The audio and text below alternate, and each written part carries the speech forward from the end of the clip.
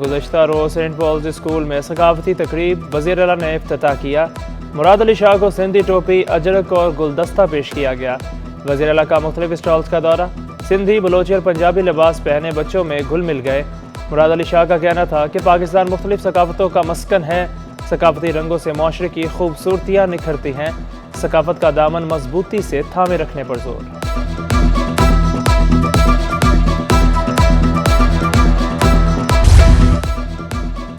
Saint پال school میں culture day پر خصوصی تقریب کا انعقاد، طلباء طالبات نے سندھی ثقافت کے رنگ بکھیرے، علاقائی موسیقی سے متعلق تنبورہ، ڈھول اور باجا بنا لیا۔ بچوں کی اسائنمنٹ پر محنت کو خوب سراہا گیا۔ چیف سیکرٹری کی سندھی کلچرل ڈے پر تمام قومیتوں کو مبارکباد۔ سیلاب متاثرہ 20 لاکھ خاندانوں کو تعمیر شدہ گھر دینے کی نوید بھی سنا دی۔ ڈاکٹر سہیل راجپوت کا کہنا تھا کہ گھروں کی تعمیر پر 1 جنوری سے کام کا آغاز ہو جائے گا۔ سندھی کلچرل ڈے کا جوش و خروش عروج پر، سی ویو میکڈونلڈ پر گرلز کا ریلی میں خواتین اور مردوں کی کثیر تعداد میں شرکت، امن اور بھائی چارے کے فروغ کا عزم۔ مرد سندھی ملبوسات پہنے شریک ہوئے، خواتین کی نیوی بلیو تھیم لوک گیتوں نے ریلی کی رونقیں بڑھا دی۔ سینٹرل جیل میں بھی خصوصی تقریب کا انعقاد، سپرنٹینڈنٹ جیل سمیت دیگر مہمانوں کی شرکت۔ سندھ کے معروف گلوکار نے فن کا مظاہرہ کیا، قیدیوں کا سندھی نغموں پر رقص، ثقافتی آرٹ کا مظاہرہ۔ جیل سپرنٹینڈنٹ کا کہنا تھا کہ پوری دنیا کلچر ڈے منا رہی ہے، قیدیوں کا بھی خوشیاں منانے کا حق ہے۔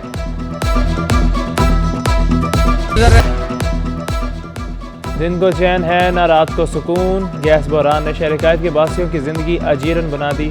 کہیں گیس کی مکمل بندش، کہیں کم پریشر کی شکایات، گھریلو اور صنعتی صارفین دونوں پریشان۔ منظور کالونی، کورنگی اور اورنگی نارتھ کراچی میں کم پریشر معمول بن گیا۔ علاقہ مکینوں کا کہنا ہے کہ گیس آنے جانے کا کوئی وقت مقرر نہیں، ناشتہ اور کھانا ہوٹلوں سے منگوانا پڑتا ہے۔ سوئی صدرن کو بار بار شکایت کے باوجود کوئی سنوائی نہیں ہوئی۔ گیس بحران نے شہریوں کو پتھر کے زمانے میں دھکیل دیا۔ گیس نہ ملنے سے لوگ لکڑیوں پر کھانا پکانے پر مجبور، لکڑی کی مانگ بڑھتی تو قیمتوں میں بھی اضافہ ہو گیا۔ ٹال مالکان کا کہنا ہے مہنگائی نے کاروبار شدید متاثر کر دیا ہے، 10 روپے والی لکڑی 20 روپے کلو میں فروخت کر رہے ہیں، پکوان سینٹرز والے زیادہ لکڑیاں لے جاتے ہیں۔ سڑکوں پر دوڑتی گاڑیاں یا موت کا رقص، گاڑیوں کی قلت کے باعث شہری چھتوں پر سفر کرنے پر مجبور، انتظامیہ پابندی کے باوجود چھتوں پر سفر روکنے میں ناکام، حادثات میں قیمتی جانوں کا ضیاع معمول بن گیا۔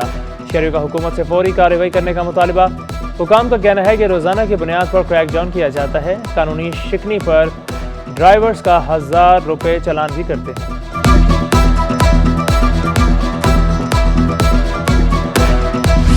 وہ دردان سا لہجہ میرے بزرگوں کا، رچی بسی ہوئی اردو زبان کی خوشبو۔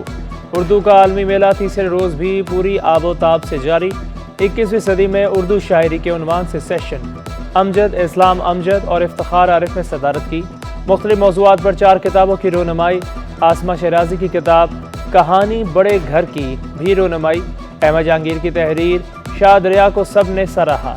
احمد جہانگیر نے کتاب سے چند اشعار پڑھ کر سنائے۔ ڈاکٹر فاطمہ حسن نے کتاب کا اقتباس پڑھ کر سنایا۔ اقصی مفتی کی لکھی ہوئی کتاب محمد صلی اللہ علیہ وآلہ وسلم ان ماڈرن ٹائمز بھی پیش۔ ڈسکشن میں اقصی مفتی، افتخار عارف، مبین مرزا کی شرکت۔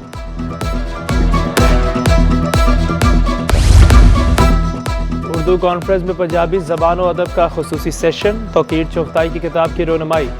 معروف شاعرہ صغرا صدف نے کہا پنجابی کو جاہلوں کی زبان سمجھا جاتا ہے، اسکولوں میں بھی نہیں پڑھائی جا رہی، ہمارے لوگ خود بھی اپنی زبان سے کتراتے ہیں۔ آسمہ شیرازی نے کہا پنجابی کی بڑی اہمیت ہے، فلموں میں بھی گانا وہی ہٹ ہوتا ہے جس میں پنجابی اور بھنگڑا ہو۔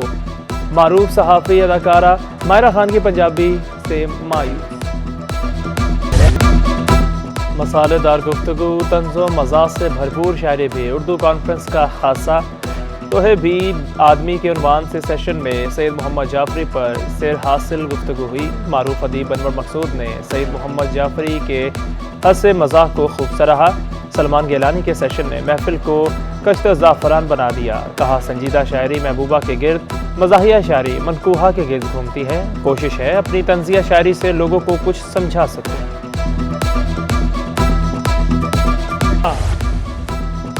معروف صحافی حامد میر نے خواتین کو مردوں سے اچھا صحافی قرار دے دیا۔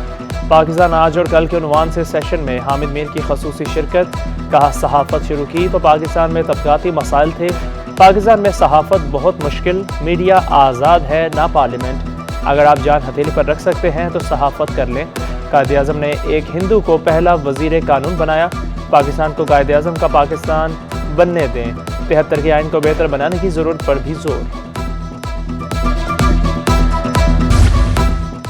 وقار مہدی بلا مقابلہ سینیٹر منتخب، الیکشن کمیشن نے نوٹیفیکیشن جاری کر دیا۔ ایم کیو ایم امیدوار پیپلز پارٹی کے حق میں دستبردار ہو گئے۔ وقار مہدی کے کورنگ امیدوار عاجز دھامرا نے بھی کاغذات واپس لے لیے۔ مصطفیٰ نواز کھوکھر کے استعفے کے بعد سینٹ کی نشست خالی ہوئی۔ وقار مہدی کہتے ہیں پیپلز پارٹی اور ایم کیو ایم مل کر صوبے میں کام کریں گے۔ متحدہ کے سہیل سلیم صدیقی بولے ہم مفاہمت پر یقین رکھتے ہیں۔ گاڑیاں تو غریب کی پہنچ سے دور ہو گئیں، اب ٹائر کی قیمتیں بھی آسمان سے باتیں کرنے لگیں۔ ڈالر اور ڈیوٹیز کا جواز بنا کر ٹائروں کی قیمت میں 6,000 روپے تک اضافہ، مختلف گاڑیوں کے ٹائر 11,000 روپے تک جا پہنچے۔ استعمال شدہ ٹائروں کی قیمت میں بھی اضافہ ہو گیا۔ کڈنی پارک میں فوکس لائٹ سے مزین آبشار کا افتتاح، ایڈمنسٹریٹر کراچی مرتضیٰ وہاب نے بے نظیر واٹر فال کا افتتاح کیا۔ آبشار کے اطراف خوبصورت سائبان، پھول اور پودے بھی لگائے گئے ہیں۔ مرتضیٰ وہاب کا کہنا تھا پیپلز پارٹی جتنا کام کراچی میں کسی اور جماعت نے نہیں کیا۔ بے نظیر آبشار 4 ماہ کے مختصر عرصے میں مکمل کی گئی، شہری فیملیز کے ساتھ قدرتی ماحول سے لطف اندوز ہوں گے۔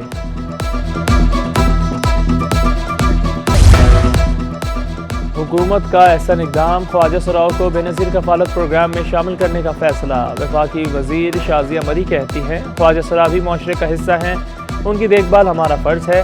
ہر 3 ماہ بعد 7,000 روپے دیے جائیں گے۔ درخواست گزار خواجہ سرا کو 8171 نمبر سے میسج آئے گا۔ 8ویں قومی ڈسیبل کرکٹ ٹورنامنٹ کا میلہ سج گیا۔ ایونٹ میں 16 مختلف شہروں سے ٹیموں کی شرکت۔ سنسنی خیز میچ میں کوئٹہ نے حیدرآباد کو 90 رن سے آؤٹ کلاس کر دیا۔ سیف اللہ اچکزئی کی شاندار سینچری، کوئٹہ نے پہلے بیٹنگ کرتے ہوئے 215 رنز بنائے۔ جواب میں حیدرآباد کی ٹیم 122 رنز پر ڈھیر ہو گئی۔ دوسرے میچ میں کراچی نے کوئٹہ بلان کو 38 رن سے ہرا دیا۔